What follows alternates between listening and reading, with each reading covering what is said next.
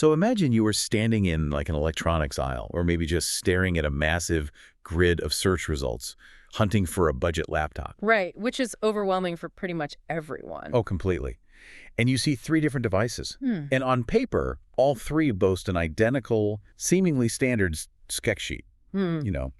8 gigabytes of RAM and 256 gigabytes of storage. Yep, the classic budget combo. Exactly. And externally, they look like the exact same generic slab of glass and plastic. Yeah, So you'd naturally think their performance would be roughly identical. you would. I mean, it's the ultimate modern illusion. We've been completely conditioned to trust the physical shell. Yeah, you see a keyboard and a screen and think, okay, I know what this is. Right, you see a 15-inch screen and a trackpad, and your brain just immediately assumes it understands the capabilities of the machine.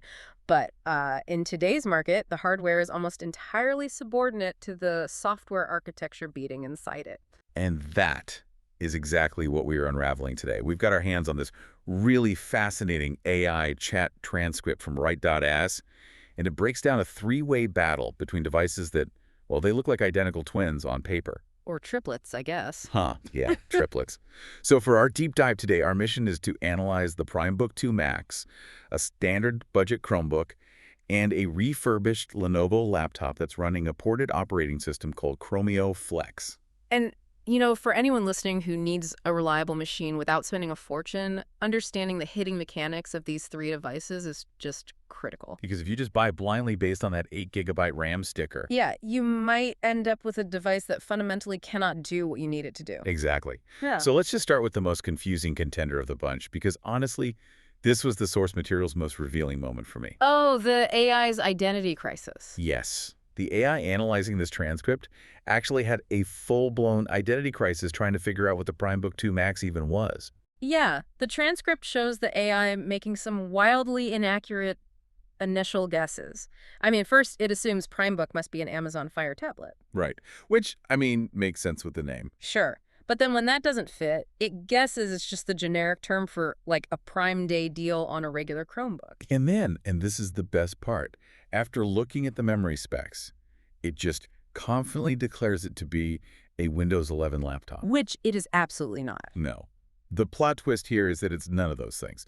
The PrimeBook 2 Max is an Android-based laptop. Yeah. It runs PrimeOS 3.0, which is built directly on Android 15.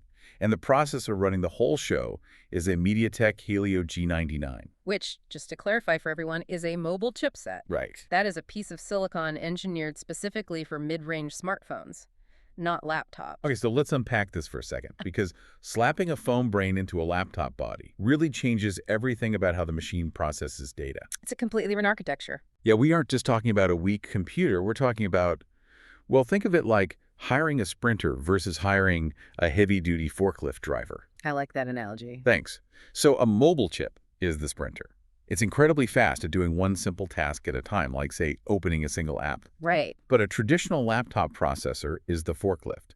It's designed to carry massive, complex loads, like 30 browser tabs and a massive spreadsheet, all at once. That is the perfect way to look at it, because we are talking about the difference between ARM architecture, which is what that MediaTek mobile chip uses, Okay. and x86 architecture, which is what standard desktop computers use. And what's the mechanical difference there? Well, ARM processors use a reduced instruction set. They are built to be remarkably power efficient by keeping calculations super simple. So the sprinter. Exactly. Whereas x86 uses a complex instruction set.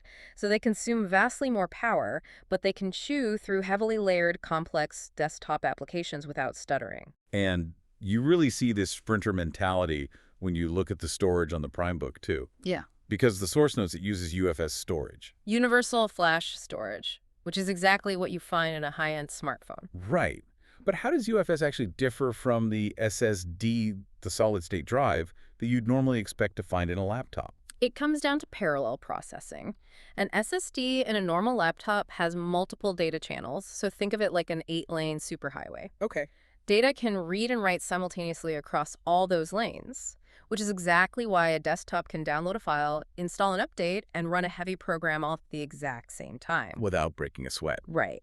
But UFS storage is more like a single-lane bullet train. Oh, wow. Single lane, Yeah, it reads data incredibly quickly, so a mobile app will snap open in a millisecond. which feels fast to the user. Exactly. But if you ask it to juggle multiple heavy background tasks, that single lane just gets jammed and the system hangs. So if you are treating this PrimeBook like a traditional desktop, opening 15 tabs in a web browser, running a Zoom call while playing Spotify in the background, It's gonna crash. yeah, that ARM processor and the UFS storage are going to absolutely choke. Completely. And, that hardware mismatch extends to the battery life, too. Oh, right. Because on paper, it looks great. Because it's using a highly efficient mobile chip, the manufacturer boasts a 12-hour battery life. And theoretically, that makes perfect sense. But in physical reality, In physical reality, the PineBook features a 15.6-inch full HD IPS display. and IPS stands for in-plane switching, right? Yep. It's a screen tech that gives you really great color accuracy and wide viewing angles. Yes, but the physical mechanism of an IPS panel requires a massive, constantly lit LED backlight behind the pixels to make those colors pop. Ah, And a mobile processor is tuned to manage the power draw of a 6-inch OLED phone screen. which doesn't use a universal backlight at all. Exactly. So when you force that same mobile chip to constantly drive power to a giant 15.6-inch IPS laptop screen, the battery drain is just immense. So the real-world battery life isn't going to be 12 hours. Not even close. It will likely drop closer to 6 to 8 hours. It's just fascinating how a single spec, like the screen size, totally undermines the efficiency of the mobile processor. Yeah, the shell betrays the core. Which brings us to a massive question. Since the PrimeBook is essentially a giant phone trapped in a laptop shell, how does that compare to devices engineered from the ground up for desktop-style web browsing? Right. We need to look at the other two. Yeah, we have to look at the other two contenders from the source material, the standard native Chromebook and the refurbished Lenovo running Chrome OS Flex. And this is where we really see software dictating the rules of the hardware. Okay, so let's start with the standard, brand new budget Chromebook. So these machines run native Chrome OS. It is a desktop-first, web-centric operating system. And because Google tightly controls the marriage between that software and the specific hardware it ships on. They can offer some pretty profound guarantees. Exactly. The source mentions standard Chromebooks come with 5 to 8 years of automatic updates, and they use something called a T2-style security chip to guarantee verified boot. Right. But what does that actually mean under the hood? I mean, what is verified boot mechanically doing? It's what we call a hardware root of trust. Okay. Instead of just hoping the operating system hasn't been hacked, a standard Chromebook has a physically separate cryptographic chip right on the motherboard. Oh, wow. So it's a physical thing. Yes. When you press the power button, before the main processor even wakes up, this security chip runs a mathematical checksum on the operating system's core files. Sort of like a bouncer checking an ID. Exactly like that. It compares the state of the software against a secure, verified signature from Google. If even one line of code has been altered by malware, the chip halts the boot process entirely. And then what? You're just locked out. No, it repairs the system from a secure backup. It is inherently secure. That is incredibly clever. But, the biggest selling point for the standard Chromebook in our source material isn't just security. It's the app ecosystem. Ah, yes, the Play Store. Right. A native Chromebook has full support for both Linux applications and the Google Play Store. You can run Android apps seamlessly right alongside your web browser. Exactly. The native Chrome OS environment has a highly tuned emulation layer. It acts like a real-time translator, so it instantly translates the mobile ARM code of an Android app so that the standard laptop processor can understand it without lag. Okay, but this brings me to the refurbished Lenovo laptop running Chrome OS Flex. Yeah, the third contender. And I really need to stop you here because this part of the source material genuinely threw me. Really? Why? Well, the Lenovo is running Chrome OS Flex, which is an operating system entirely made and distributed by Google. Right. But the transcript explicitly states that Flex has absolutely zero Android app support. No Google Play Store whatsoever. Yep. But if Google makes Flex and Google makes Android, why on earth wouldn't they just port the App Store over? I mean, why rip it out entirely? What's fascinating here is the sheer scale of hardware fragmentation. Hardware fragmentation. Yeah. You have to look at what Chrome OS Flex is actually built to do. A standard Chromebook is a closed ecosystem, right? Right. Google knows exactly what parts are in it. Exactly. They know the motherboard, the screen, the processor, so they can fine-tune that real-time translator we just talked about. That makes sense. But Chrome OS Flex is essentially a software rescue mission. A rescue mission. Yeah. Blech. It is a ported operating system designed to be installed on almost any older Windows or Mac hardware to give it a second life. Oh. So it's not standardized at all. Not even a little. We are talking about thousands of different random 10-year-old motherboards, graphics cards, and Wi-Fi chips. I see where this is going now. Right. To make the operating system stable across that massive variety of old hardware, Google had to make sacrifices. The emulation layer. Exactly. The emulation layer required to translate Android apps is deeply, deeply complex.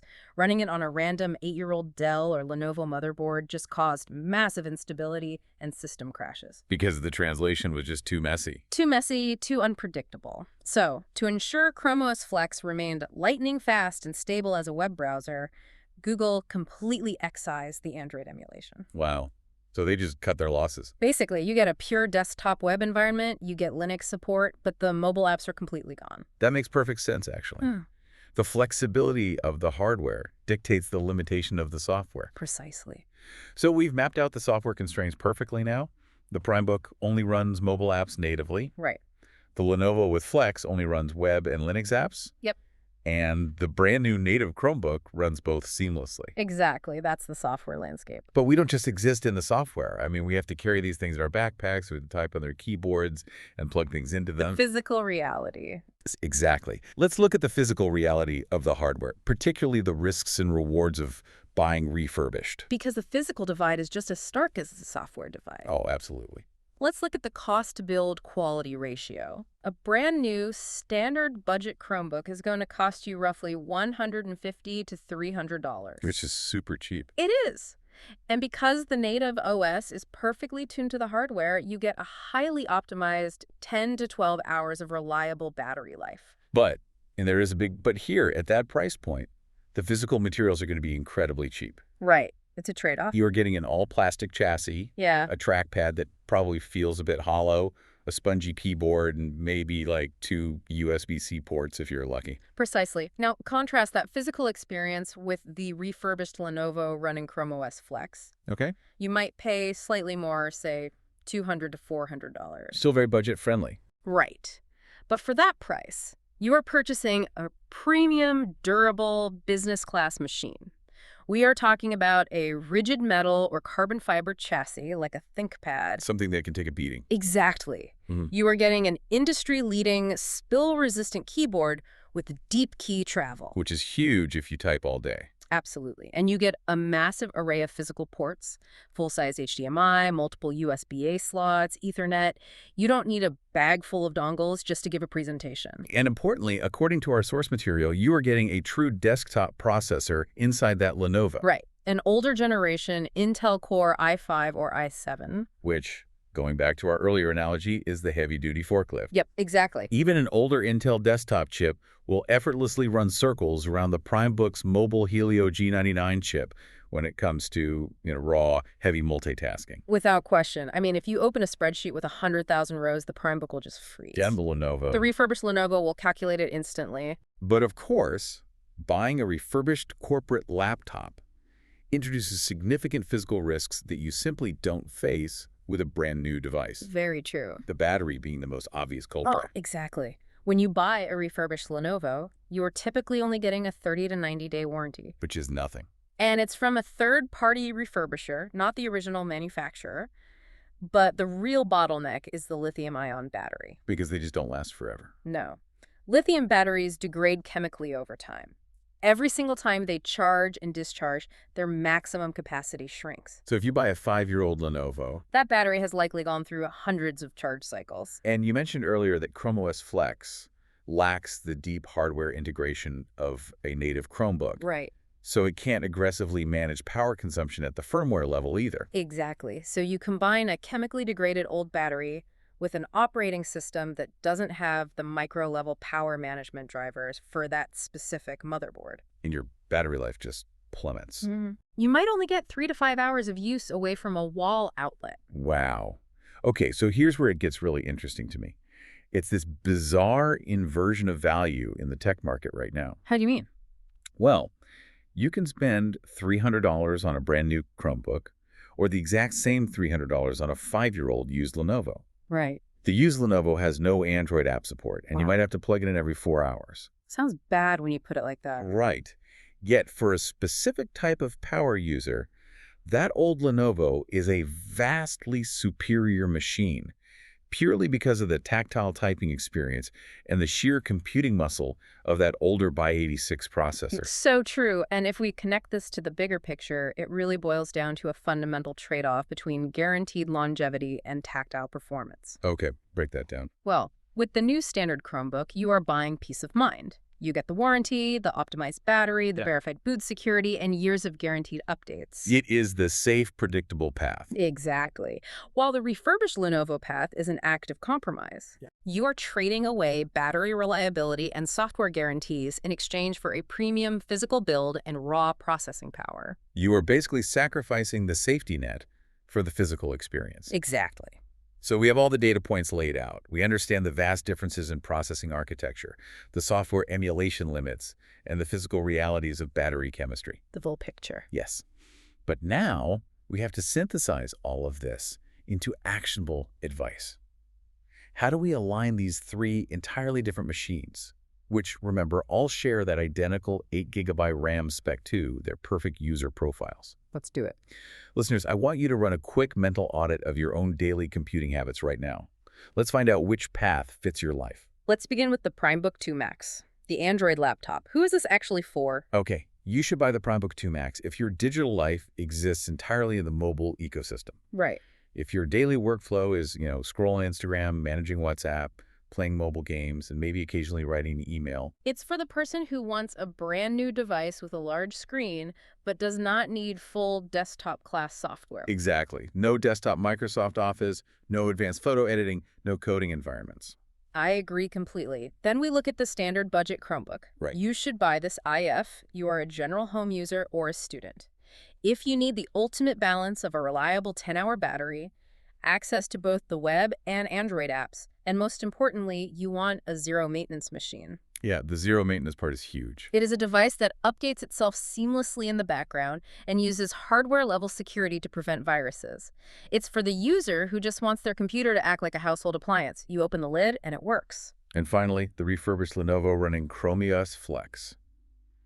You should buy this if you are a budget-conscious power user. Yes. If your entire workflow happens inside web browsers or Linux applications and you just flat out refuse to type on a cheap plastic keyboard. It is for the person who demands a premium metal chassis, lots of ports, and raw computing speed.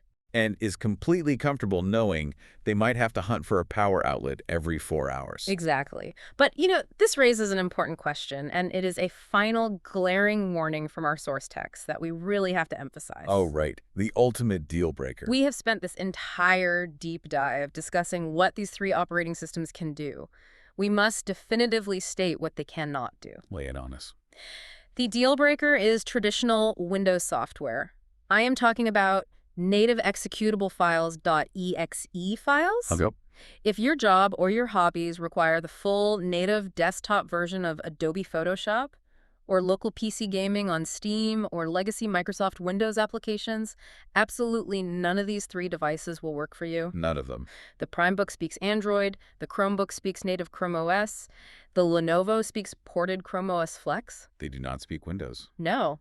If you need a Windows program to run natively, you have to buy a Windows machine. It's that simple. So what does this all mean? Let's bring everything we've uncovered today together. Let's do it. We started by looking at 3 laptops that, from the outside, look like identical clones. 8 gigs of RAM, 256 gigs of storage, a keyboard, a screen, Yep. But we've discovered that the physical shell of a laptop is practically meaningless until you understand the software and the microarchitecture beating inside it. The hardware is completely at the mercy of the operating system. Exactly. An ARM-based mobile OS turns a heavy laptop into a giant single-tasking smartphone. Right. A native, heavily optimized web OS turns cheap plastic components into a highly secure, reliable workhorse. And a ported stripped-down OS turns an aging corporate machine into a lightning-fast web browser. It really makes you look at every piece of electronics differently. It does. Which leaves us with a really fascinating thought to mull over building off everything we've analyzed today. Okay, what is it? Well, we are rapidly entering an era where the physical shape of a computer means almost nothing. Oh, that's interesting. Right.